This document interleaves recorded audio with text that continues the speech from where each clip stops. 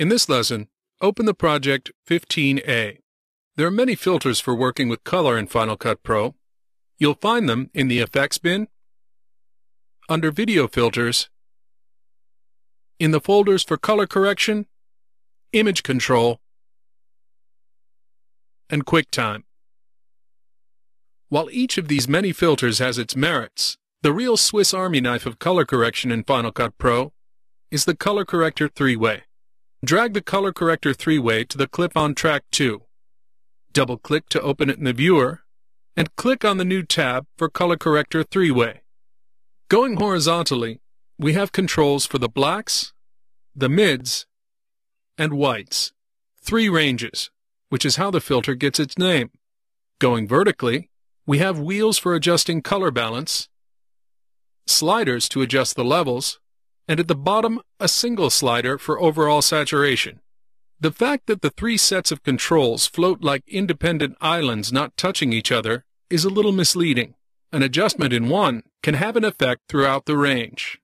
Let's start with the level sliders. Setting levels changes the contrast, or range of brightness values within a clip. Drag the blacks level slider to the left, and watch the effect in the canvas. Drag it out until the middle of the gradient appears black. And remember, the top half and the bottom half are the exact same image. This means that something photographed as gray would display as black. Now drag it in the opposite direction, to about here. This means that anything photographed as black would now display as gray. See the white buttons to the right of each of the color wheels? You click on them to reset each wheel, as we'll see shortly. But you can shift-click any of the wheels to reset all controls. Let's bring down the white level. Now, anything photographed as white would appear gray.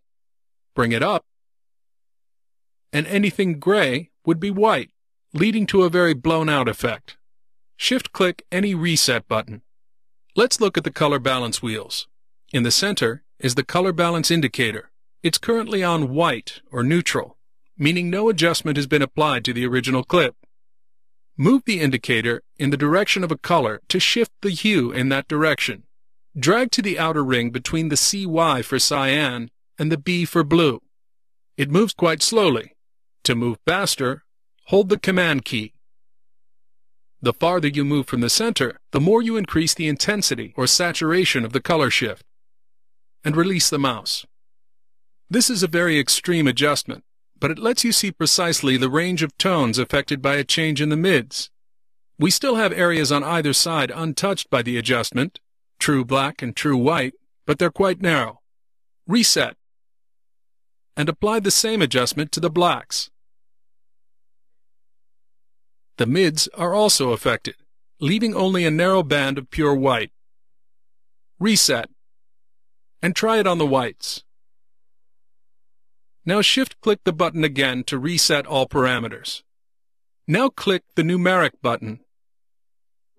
It takes us to the Filters tab.